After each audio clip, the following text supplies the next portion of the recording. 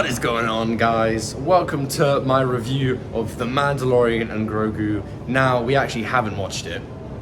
Alright guys, subscribe and I'll see you guys tomorrow. I'm making a joke. Alright, we're gonna watch it today. Grogu behind us. And I will see you guys after we watch the movie. What is going on, guys? Now, it is a new day. It is a new couple of days. It's been like 3 days since I watched it. I really wanted it to marinate in my mind. I got a haircut. My girlfriend isn't here with me. She didn't really care for the movie, so I thought there was no point in bringing her along to review it. I wrote some notes whilst the movie was going on, and this will start as a non-spoiler review. And then I will say when it's a spoiler. It was alright. Okay, now the spoilers are gonna commence. So if you don't want spoilers, click off the video right now in 3, 2, 1. Alright, let's get into it. Mandalorian and Grogu follow Mandalorian from the Mandalorian show, Din Djarin, and Grogu, also known as Baby Yoda as the LARPers call it, to find Jabba the Hutt's son, called Rotter the Hutt. Now, Rotter the Hutt was actually in the Clone Wars TV show. I watched the show. I don't really remember him. I remember him being a little shit. He's not in this movie. I like Rotter the Hutt in this movie. That's pretty much what happens throughout the whole movie. They try to find Rotter, and then shit happens, and then he gets, like, tortured, and then he kills the twins. So he is captured on a planet called Shikari. And during the sequence, Din Djarin, the Mandalorian, has to fight other creatures to try and save Rotter the Hutt from dying. Now, this whole fight sequence, all CGI. All of it is CGI aside from Din Djarin, the Mandalorian. That is pretty much the first big fight scene, and it is all CGI monsters in an arena. In Mandalorian and Grogu's slight defense, it kind of is a reference to the board game Dejaric that is played in the universe. And obviously there are some close-ups of Grogu just looking cute, obviously, because funny Grogu, am I right? That whole part kind of felt boring, and it felt like a Godzilla movie, like just fucking two CGI monsters fighting each other. I mean, there was like 6 CGI monsters, so it's like that one God of the World or whatever it's called. And honestly, I thought that was kind of boring. I didn't really enjoy it at all. Now, during this movie, Zeb was introduced. I felt like it was really random, and honestly, it could have been anyone, and it didn't feel like Zeb's character. Zeb and Din didn't have much chemistry, and Zeb didn't add much to the movie aside from the reaction from the audience. Oh shit, that's Zeb. Honestly, I don't know why they included him in the trailer. I thought it would be way cooler if it was like, oh my god, Zeb's in the movie, rather than, oh, Zeb's gonna be in the movie and he's only in like the first 20 minutes and like the last 20 minutes. I thought that was a bit of a letdown. Now, that was kind of a nitpick. All of the things I'm gonna say are nitpicks, to be honest. There wasn't one fundamental issue on why the movie was all right. Another nitpick is that the dialogue was kind of corny. Multiple times, Din and Rotter said to each other, how do I trust you? I'm just thinking, by the 3rd time they said this, there's got to be better writing to show that they don't trust each other. I mean, it makes sense, you know.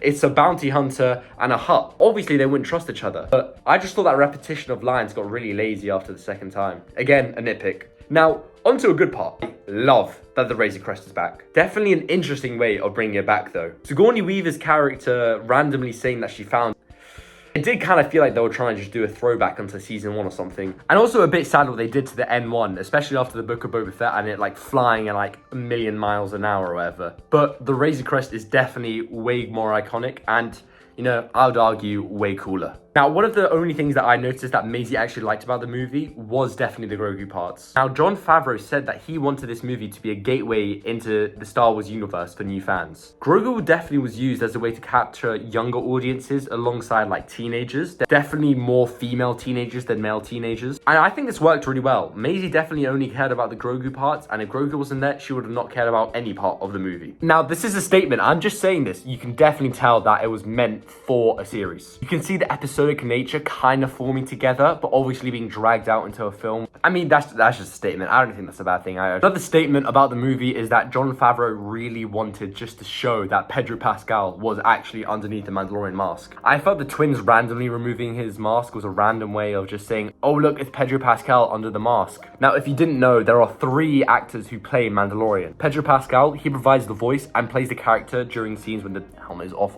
Brendan Wayne is the primary physical body double, so he does most of the action scenes, whilst Lateef Crowder, he performs like the heavy action, combat heavy sequences, and like the complex stunts within the suits. So with these three actors,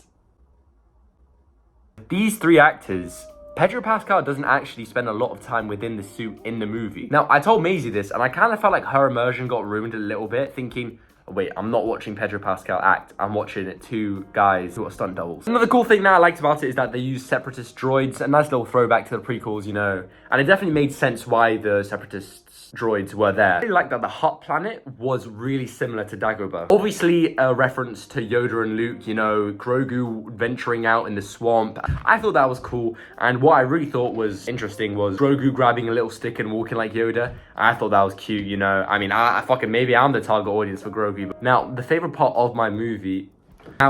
part of the movie was when Grogu was taking care of Din being poisoned. I thought that whole montage sequence was really cool, especially with Grogu walking up to find another Gungan. I don't know, he said Misa, so like, I don't know, that's how Gungans speak, am I right? I thought it was kind of sad how my favorite part of the movie was the part without Din. I thought Din lost a lot of aura within season 3 of The Mandalorian, although I don't think it was as bad as everyone else says. I think The Mandalorian TV show is definitely one of my top 5 TV shows of all time. Season 1 is just super cool, and I love how the sci-fi western genre really got hybridized. Also, the soundtrack by Ludwig Göransson was so sick. Woo! Damn. So now, overall, it's still a good Mandalorian narrative. But would I say it's worth to be a movie? I wouldn't really say so. I think Disney only made this into a movie is to get Star Wars back into theaters. And probably could have been better if it was just a series. But overall, it was a fun journey. It was a fun movie, and I think if you go in expecting a fun time, you will receive a fun time. The movie does not require you to think at all, definitely far more passive than other Star Wars movies. Compared to Revenge of the Sith or something like that, that really plays on your heartstrings, you know what I mean? This movie, there was not much emotional tension at all. It really was a fun Star Wars journey. Another nitpick I had is that I'm surprised how it ended. It just ended with Grogu and Din back in the Razor Crest just flying off. I thought this would have been a big celebration of Mandalorian and there would have been some cool, like, nice ending, but they really left it on just a nothing burger. Whenever something isn't good, it's horrible for everyone, and when something's slightly good, it's the best for everyone. We can't find a midpoint within media nowadays. So I am here to pioneer finding the midpoint in media, and I give the overall score of Mandalorian and Grogu a 7 out of 10. I thought it was a fun journey, but probably could have been better if it was just a TV show, rather than a movie.